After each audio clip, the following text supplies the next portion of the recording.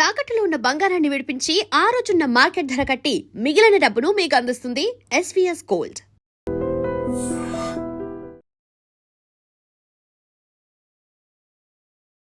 ముక్కు సంబంధ రోగాలు, నాసా సంబంధ రోగాలు, అంటే ఈ శ్వాస సంబంధ రోగాలు, అంటే ఇవన్నీ ఒకే దాని కిందకి వస్తాయి. వీటిలో ముక్కు దిబ్బడ, ముక్కు కారణము, జలుబు, శ్వాస తీసుకోలేకపోవడం, దగ్గు, తుమ్ములు రావుతూ వస్తుండడం, ముఖమంతా నల్లబడిపోవడం, అసలు శ్వాస తీసుకోవడంలో ఇబ్బంది అనే దాని మీద ఒక ప్రత్యేకమైన విభాగం ఉంది. దీన్నే ఈఎన్టీ అంటారు. అంటే ఇయరు, నోసు, త్రోటు. ఈ మూడింటిని ఒక గొడుగు కిందకి తీసుకొచ్చి దీనికి మాత్రమే ప్రత్యేకమైన చికిత్సా విధానం చెప్పారు. ఎందుకంటే ఇవి చాలామందికి చాలా క్లిష్టతరంగా వస్తున్నాయి. కొంతమందికి ఈ ముక్కు సంబంధ సమస్యలు చాలా ఇబ్బంది పెడుతుంటాయి. రెండవది చెవులు, దీనితోనే మీకు చెవుల్లో కూడా సమస్య వస్తుంది. మూడవది ఈ గొంతులో మనకు టాన్సిల్స్ లాంటివి డెవలప్ అవ్వడం కానీ, లేకపోతే గలగండ, గండమాల, టాన్సిలైటిసు, ఎడినైటిసు ఇట్లాంటివి రకరకాల పేర్లతో మనకు చాలా ఉన్నాయి. కానీ ఇబ్బందులు కొన్ని రకాలుగా ఉంటాయి. వీటిలో ప్రధానంగా ఈ శ్వాస తీసుకోవడంలో ఇబ్బంది అయితే జీవితం చాలా కష్టంగా ఉంటుంది. అందుకని దీనికి ఎన్ని రకాల చికిత్సలు చేస్తున్నా కూడా నా దగ్గరకు వచ్చిన పేషెంట్లను చూసినట్లయితే అసలు ఇవి ఎందుకు తగ్గట్లేదు, ఎందుకు ఇంత ఇబ్బంది పెడుతున్నాయి అనే సమస్య ఎదురవుతుంది. కొంతమందికి టర్బినేట్ హైపర్ట్రోపీ ఉంటుంది, కొంతమందికి మ్యూకోజల్ థిక్నింగ్ ఉంటుంది, కొందరికి కాంచోబులోసా అదొక ప్రాబ్లం ఉంటుంది. రెండోది ఏంటంటే ఇంకొంతమందికి నాజిల్ పాలిప్స్ ఉంటాయి. ఇంకొంతమందికి ముక్కులో స్పర్రన్ డెవలప్ అయి ఉంటుంది, దాన్ని బోనీ స్పర్రన్ అంటారు. ఇలా రకరకాల సమస్యలు. కొంతమందికి సెప్టమ్ డీవియేషన్ ఉంటుంది, కొంతమందికి సెప్టంలో ఇన్ఫెక్షన్ ఉంటుంది, కొంతమందికి ముక్కులో ఇన్ఫెక్షన్ ఉంటుంది. సో ఇవన్నీ కలిపి ఈ ముక్కు సంబంధ సమస్యలు తీసుకొస్తుంది. కాబట్టి దీనిలో ప్రధానంగా ఇబ్బంది పెట్టేవి ఈ ముక్కులో దుర్మాంసం పెరగడం. దీన్నే దుష్ట ప్రతిష్టాయం అని ఆయుర్వేదం అంటారు. అంటే నాస అర్బుదం అని అంటారు, లేకపోతే నాస అర్షస్వం అని కూడా అంటారు. అంటే ఇది ఆయుర్వేద పరిభాషలో చెప్పేవి. అంటే అక్కడ గడ్డలాంటి డెవలప్ అవ్వడం, అదే కొంచెం తీవ్రమైతే అది క్యాన్సర్ గానో లాంటివి తయారైపోవడం అనేది సాధారణంగా మేము చాలామంది కేసుల్లో చూస్తున్నాం. అంటే ముందు ఈ సమస్య ఎందుకు వస్తుంది అని తీసుకున్నట్లయితే ప్రధానంగా జలుబు చేయడం, నిరంతర జలుబు ఎప్పటికీ తగ్గదు. 2 నెలలైనా 3 నెలలైనా ఎప్పుడు ముక్కు తిప్పడ, ముక్కు కాడము, తుమ్ము తుడడము, ముక్కు కారడము, ఇలాంటి సమస్యలతో బాధపడుతుంటారు. ఆ తర్వాత ఏమవుతుంది, కొన్ని రోజులకు అది అలర్జీగా మారుతుంది. అలర్జీ నుంచి అలర్జీగా రైనైటిస్గా మారుతుంది, తర్వాత సైనసైటిస్గా మారుతుంది. దీనికి సిటీపీఎన్ఎస్ అనే ఒక టెస్ట్ ఉంది, అది చేయిస్తే తెలుస్తుంది. కొంతమందికి ఐజీ లెవెల్స్ కూడా, అంటే ఆ ఇన్ఫెక్షన్ బాడీలో రక్తంలో పెరిగిపోతే ఐజీ లెవెల్స్ కూడా పెరిగి ఉంటాయి. మీరు ఐజీ లెవెల్స్, ఏఈసీ లెవెల్స్ ఇవన్నీ మీరు టెస్ట్ చేసుకుంటే తెలుస్తుంది. ఈ ఎవరైతే శ్వాస సంబంధ సమస్యలతో బాధపడుతున్నారో, ఎవరికైతే బ్రీతింగ్ సక్రమంగా రావడం లేదో, ఎవరికైతే తుమ్ములు అస్తమానం వస్తూ ఇబ్బంది పెడుతున్నాయో, ఏమాత్రం చల్లగాలి వచ్చినా, చల్లటి పదార్థాలు తీసుకున్నా, లేకపోతే చల్లటి వాతావరణంలోకి వెళ్ళినా, లేదా ఏసీలోకి వెళ్ళినా, లేకపోతే ఇలా ఏదైనా సరే చిన్నపాటి ఆహారంలో తేడా వచ్చినా, కొంతమందికి స్వీట్స్ తీసుకున్నా కూడా వెంటనే దగ్గు, ముక్కు దిబ్బడ, ముక్కు కాడము, బ్రీతింగ్ తీసుకోలేకపోవడం అనే సమస్య ఎదురవుతుంది. సో ఇవన్నీ ఒకే దాని కిందకి వస్తాయండి. దీనికి రకరకాల మందులు ఉన్నాయి, చికిత్సలు ఉన్నాయి, సర్జరీ చేస్తున్నారు, అయినా ఈ సమస్య తగ్గడం లేదు. కారణం ఏంటంటే ఇది మనల్ని తీవ్రంగా వేధించే సమస్య, బాగా రిపీట్ అయ్యే సమస్య. సర్జరీ చేసినా, మందులు వేసినా, ఏం చేసినా కూడా మళ్ళీ రిపీట్ అవుతూనే ఉంటుంది. ఈ దుర్మాంసం అంటే లోపల ఈ సెప్టోప్లాస్టీ కానీ, లేకపోతే ఈ యొక్క టర్బినెక్టమీ కానీ, ఈ మ్యూకోజల్ థిక్నింగ్ ఉండేదాన్ని తీసేయడం కానీ, పాలిపెక్టమీ కానీ ఏవి చేసినా మళ్ళీ వచ్చి ఇబ్బంది పెడుతుంటుంది. అయితే దీనికి ఆయుర్వేదంలో మీరు నస్య చికిత్స చేసుకోండి, నస్య చికిత్సలో పరిష్కారం కాకపోతే ఔషధాలు వాడండి, ఔషధాలు వాడినా పరిష్కారం కాకపోతే క్షారకర్మ చికిత్స చేసుకోండి అని చెప్పింది. అంటే క్షారకర్మ అంటే కొన్ని ద్రవ్యాల, అంటే మూలికల యొక్క ఎక్స్ట్రాక్ట్ యొక్క పదార్థాన్ని ఒక క్రీమ్ లాగానో, లేకపోతే దాన్ని ఒక లిక్విడ్ లాగానో తయారు చేసి ఆ యొక్క ఎక్కడైతే గ్రోత్ ఉన్నదో దానిపైన అప్లై చేయడం కానీ, అక్కడ పూయడం కానీ, లేదంటే దానికి ఒక కాటన్తో పెట్టడం కానీ ఇలాంటివి చేసినట్లయితే ఆ యొక్క దుర్మాంసం ఏదైతే పెరిగిందో దానికి రక్త సరఫరా ఆపేయడం అనేది చేస్తాయన్నమాట కొన్ని ద్రవ్యాలు. దాంతో ఏమవుతుందంటే అది శరీరం నుంచి నెక్రోసిస్ అయిపోతుంది. అంటే మనకు బాడీలో నుంచి సపరేట్ అయిపోయి వాటికి రక్త సరఫరా లేకపోవడం వల్ల ఆ దుర్మాంసం అనేది శరీరం నుంచి ఒక ఆరెంజ్కు పీల్ ఎలా వస్తుందో అట్లా ఊడిపోయి బయటకు వచ్చేస్తుంది.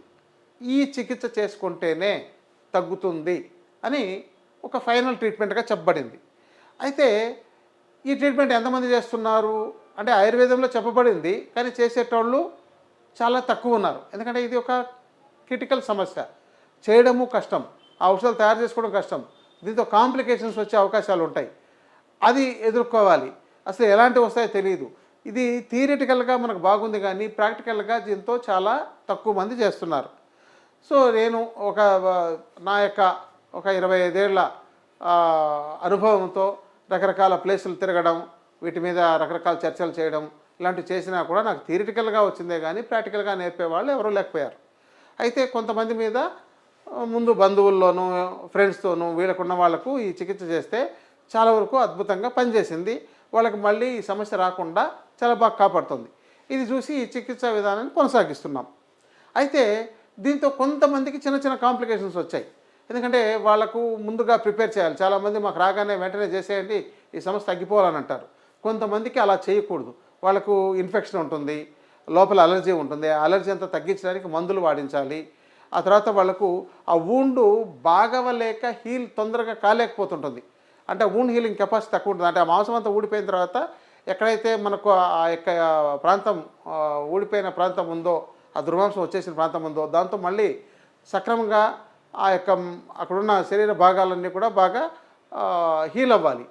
అలా నయం అవ్వడం అనేది కూడా తక్కువైపోయి మళ్ళీ వాళ్లకు అవి కనెక్టివ్ టిష్యూస్ డెవలప్ అయ్యి ఈ సైనసిస్ తయారైన వాళ్ళు కొంతమంది ఉన్నారు. ఇది 100లో ఒక 5% మాత్రం మందికే ఉంటుంది. 90% మందికి సక్సెస్ అవుతుంది. ఈ కొంతమందికి ఈ స్పర్ లాంటి వాళ్ళు ఉండే వాళ్ళకైతే మందులు వాడాల్సిన అవసరం ఉంటుంది. ఇక డీవియేషన్, సెప్టమ్ డీవియేషన్ కనుక ఉన్నట్లయితే పర్టికులర్గా ఈఎన్టీ సర్జన్ దగ్గర సర్జరీ చేయించుకోండి అని అడ్వైజ్ చేస్తున్నాం. సో ఈ సర్జరీ చేయించుకున్నా కూడా కొంతమందికి ఒక డీవియేషన్ ఆఫ్ నాజల్ సెప్టమే కాకుండా ఈ పాలిపెక్టమీ అంటే చేయించుకున్నా కూడా మళ్ళీ వచ్చే అవకాశాలు ఉంటున్నాయి. ఈ పాలిప్స్ మళ్ళీ పెరుగుతుంటాయి, ఈ స్పర్ కూడా మళ్ళీ పెరుగుతుంటుంది. ఈ సమస్యలు ఉంటాయి. కాబట్టి ఈ బోని స్పర్ పెరిగినట్టయితే ఇది మేము పరీక్షించి వాళ్ళకు మందుల ద్వారా కొన్ని రోజుల పాటు వాడితే అవన్నీ బాగా ఇన్ఫెక్షన్ తగ్గి మొత్తం అంతా బాగయ్యి ఆ యొక్క స్పర్ లాంటివి ఊడి బయటకు వచ్చేస్తుంది. ఆ తర్వాత పాలిప్స్ లాంటివి ఏమైనా ఉన్నట్లయితే దానికి ఈ క్షారకర్మ చికిత్స చేసి తగ్గించగలుగుతున్నాం. దీంతో ఇంత సక్సెస్ రేట్ బాగుందండి. ఇది ఈ నాసాగత రోగాల్లో చికిత్సా విధానం. ఇది మీకు అనుభవపూర్వకంగా ఇప్పుడు మాకు ప్రతి పేషెంట్ ఒక కొత్త అనుభవాన్ని నేర్పుతుంటారు. ఇది పిల్లల్లోనే వస్తుంటుంది. వాళ్ళకో రకంగా చేయాలి, పెద్దవాళ్ళకి ఇంకో రకంగా చేయాలి. దాంతో స్పర్ ఉన్నట్టయితే ఇంకో రకంగా చేయాల్సి ఉంటుంది. ఆ పాలిప్సే ఉన్నట్లయితే ఇంకో రకంగా చేయాల్సి వస్తుంది. ఇంకోటి అంటే ఈ సైనస్ భాగాల్లో కూడా ఆ మాంసం పేరుకొని ఉంటుంది. మనకు 4 రకాల సైనస్లు ఉంటాయి. మ్యాక్సిలరీ, స్పినాయిడ్, ఎథ్మాయిడ్, ఫ్రాంటల్ అనే ఈ సైనస్ భాగాలు వాటిలో కూడా పేరుకొని చాలామందికి తలనొప్పి వస్తుంటుంది. ఈ యొక్క తలనొప్పికి ఎన్ని మందులు వాడినా వాళ్ళకు తగ్గదు. ఇంకోటి ఏంటంటే వీళ్ళకు బ్రీతింగ్ సరిగ్గా తీసుకోలేక కొంతమందికి గురకొస్తుంటుంది. రాత్రిలో నోరు తెచ్చుకొని నిద్రపోతుంటారు. ఇంకోటి అంటే చాలామందికి గ్యాస్ ప్రాబ్లం అయ్యే అవకాశాలు ఉన్నాయి. ఇక దీనికోసం మందులు వాడి ఇంకా కడుపు ఇబ్బంది, రకరకాల సమస్యలు వస్తుంటున్నాయి. కాబట్టి వీటన్నిటినీ అసలు శ్వాస వ్యవస్థ సక్రమంగా లేకపోతే, శ్వాస సరిగా తీసుకోలేకపోతే ఎంతోమంది ఎన్నో రకాలుగా ఇబ్బంది పడే వాళ్ళు ఉన్నారు. చాలామంది మాకు అసలు ఈ బాధ భరించలేక సూసైడ్ చేసుకుందాము అనిపించేటోళ్ళు కూడా ఉన్నారు. కొంతమందికి క్యాన్సర్గా తయారైపోయిన, అంటే మాకు తెలిసిన ఒక బంధువులకే ఆ యొక్క శ్వాస వ్యవస్థకు ఇలాగే ఏదో కూల్ టైంలో అంటే నవంబరు, డిసెంబరు, జనవరి ఆ ప్రాంతంలో మాత్రమే టెంపరీగా మందులు వాడుతూ మళ్ళీ ఇప్పుడు బాగుందిలే అని చెప్పని అలా మేనేజ్ చేస్తూ 10-15 ఏళ్ళు మేనేజ్ చేసేసరికి తర్వాత ఇప్పుడు లంగ్స్లో మొత్తం ఇన్ఫెక్షన్ అయిపోయి తర్వాత వాళ్ళకు వాటర్ వచ్చేసి ట్యాపింగ్ చేయించి దెన్ వాళ్ళకు రకరకాల కీమో, రేడియేషన్లు ఇచ్చుకోవాల్సిన పరిస్థితి, ఇంకా తీవ్రమైపోతున్న పరిస్థితులు ఉంటున్నాయి. అంటే ఇవన్నీ భయపెడతారనిపిస్తుంది, కానీ మనం జాగ్రత్తగా ఉన్నట్లయితే రోగాలు లేవు, రోగాలు రావు. మనకు ఆరోగ్యాన్ని కాపాడుకోవడానికి మనం నిరంతరం పనిచేస్తుండాలి. దానికి తగిన నైపుణ్యం కలిగిన వాళ్ళ వద్ద సలహా తీసుకోవాలి, తెలుసుకొని వాడాలి. లేని పక్షంలో మీకు మీరుగా విజ్ఞానం నేర్చుకుని ఉపయోగించుకోవచ్చు. ఇలాంటి ఈ నాసాగత రోగాలకు మీకు ఏమైనా సమస్యలు ఉన్నట్లయితే దీనికి ఉత్తమమైన పరిష్కారాన్ని నేను చూపెట్టగలను అని ఘంటాపథంగా చెప్పగలుగుతున్నాను. ఇదండి ఈ సైనసైటిసు, అలర్జిక్ రైనైటిసు, ఈ నాజిల్ పాలిప్స్కు క్షారకర్మ చికిత్సా విధానం ప్రాక్టికల్గా చేసి చూపిస్తున్నాం. మీరు చూసి ఉంటారు అవి ఎలా ఉంటాయి. ఇవన్నీ కూడా ఒక అరగంట లోపు అయిపోతుంది. మళ్ళీ వాళ్ళకు 10-15 రోజుల్లో ఆ యొక్క ఆ దుర్మాంసం అంతా ఇప్పుడు క్లీన్ అయ్యి వచ్చేస్తుంది.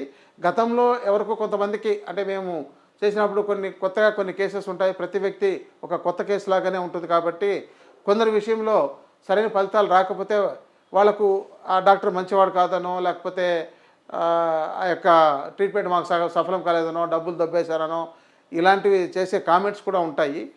అయితే ఇది మెడికల్గా మీకు అన్నీ 100% తగ్గిపోతుందని చెప్పడానికి అవ్వదు, కానీ దాని యొక్క సక్సెస్ రేట్ని బట్టి అది మంచి ట్రీట్మెంట్ అని చెప్పొచ్చు. దీనిలో మనకు ఆయుర్వేద శాస్త్రం కొన్ని వేల సంవత్సరాల నుంచి అందించింది కాబట్టి 90% సక్సెస్ రేట్ ఉంది. ఓ 10% ఫెయిల్ అయినా చికిత్సా విధానంలో అది మంచి చికిత్స అని అర్థం.